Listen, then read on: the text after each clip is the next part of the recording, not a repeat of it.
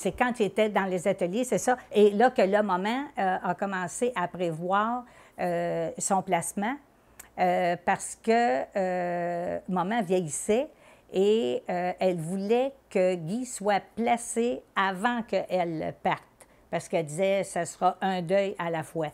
Et encore là, l'association a mis sur pied une résidence qui était sur Côte-Saint-Antoine.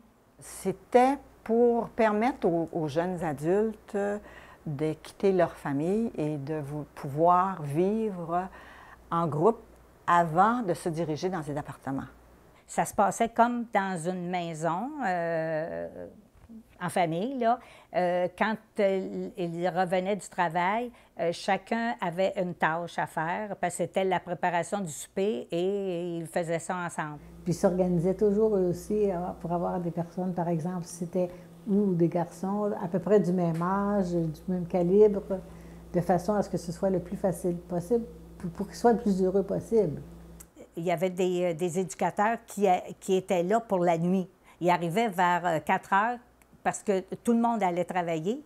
Et le soir, quand ils rentraient, bien, l'éducateur était là, puis la personne restait avec eux jusqu'au lendemain matin. Si je me rappelle, c'était 7 foyers que nous avions.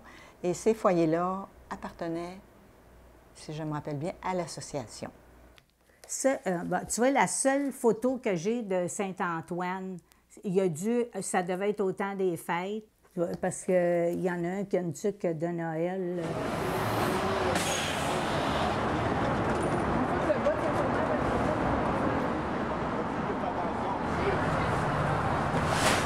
François, où est-ce que tu t'en vas? À l'internat. C'est-tu la première fois? Oui. T'as-tu hâte? Oui. Qu'est-ce que tu vas faire, tu penses, au camp? Oui, l'activité.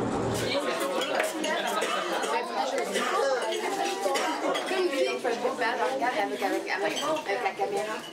Dernier, on voulait arriver ici pour 15h30. Bon, on était arrivé ici. Non, on est parti de Montréal à 15h.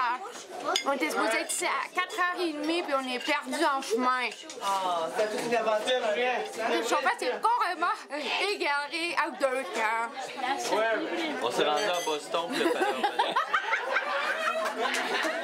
Les années passées, il allait au Nordais, alors le chauffeur, dans sa tête, c'était au Nordais. Il nous a amenés là-bas. Dit, on a préparé un spectacle de fait Passe-Partout dans l'extrait du film, Mars-Montagne. Jacques Lheureux. Ça t'étonne, hein, quand je fais ça? Oui, mais il y a aussi et puis quoi donc? les super-héros. David nous a conté une histoire d'un pêcheur qui arrive plein d'affaires. Les aventures du pêcheur. Et on a fait des massothérapies. Puis c'est fun au camp.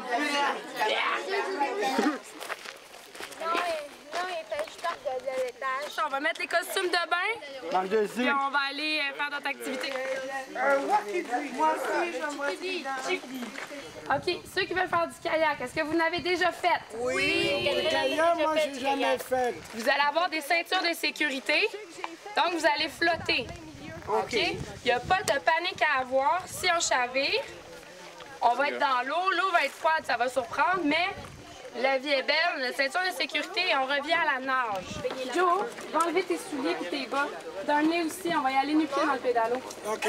OK? OK. Fait que je vais vous donner une petite poussée. Voilà. Bonne aventure!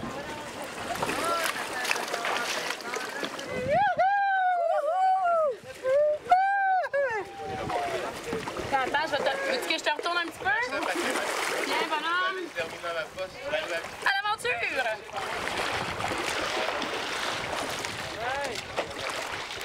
OK! J'allais te porter un petit peu. Adieu, Juliette! Hey, j'aurais dû garder mon... Va-tu bien?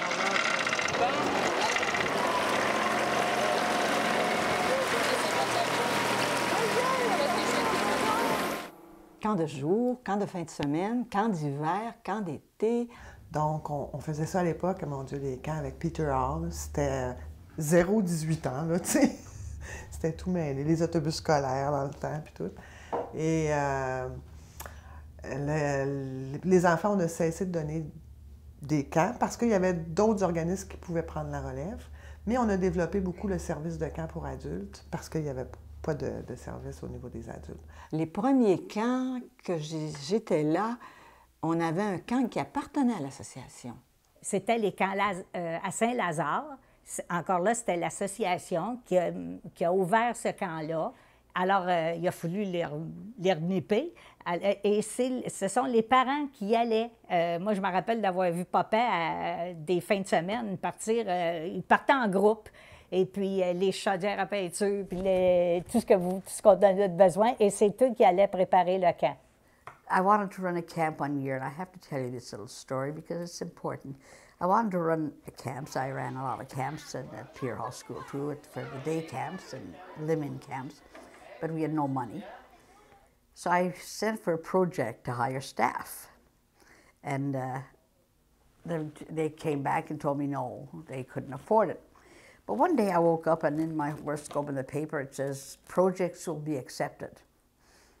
So I called up one of the mothers who had been a volunteer for me and I said, we're going to Ottawa. And so I called the lady up. I said, I want to see you. She said, but I told you we couldn't accept the programs. I said, I just want to speak to you. Well, we went to Ottawa. We ended up coming home with the 2 projects. Project accepted. Coming back, the mother says, I don't believe it, I just saw. I said, neither do I. I came to work. I said, here we have our camp.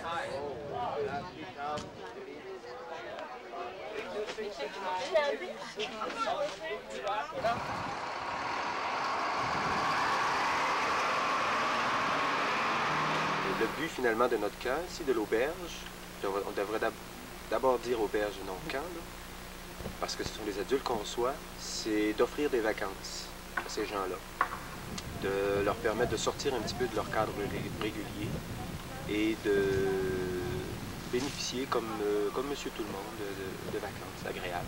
Puis le but justement de l'auberge, c'est de favoriser encore davantage le développement de l'autonomie de ces gens-là et de leur faire prendre finalement des décisions par eux-mêmes, de l'initiative. Et on les encourage fortement à faire ça.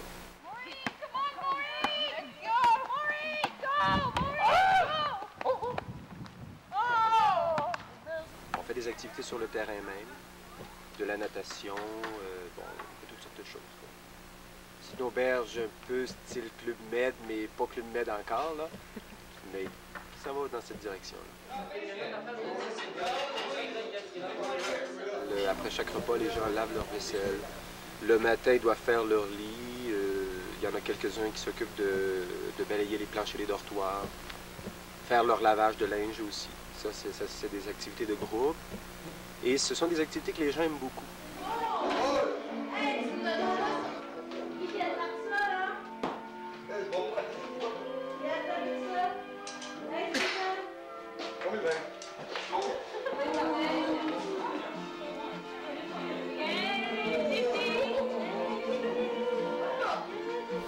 Puis aussi, on invente toutes sortes d'activités. Comme au dernier camp, on a inventé une activité qu'on a appelée la cérémonie du mariage. Et ça a été incroyable parce que les gens on avait peur au début, on avait peur un petit peu parce qu'on se disait peut-être que les gens vont penser qu'ils se marient pour de vrai.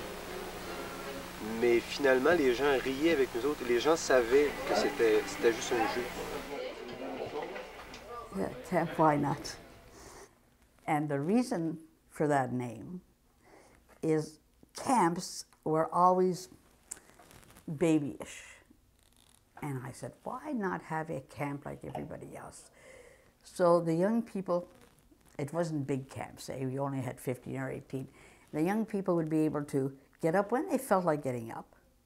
They'd have their breakfast. They'd go to bed when they felt like going to bed, but it wasn't a children's camp. It was an adult camp, you know, and we really enjoyed it.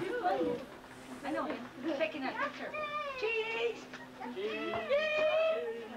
We had so much fun at our camps. We really had a lot of fun. I had so many volunteers, and the people from McGill, you know, came and they were. And that was very nice. But it's all stuff like that, you know, that were so beautiful and so much fun, but you have to believe.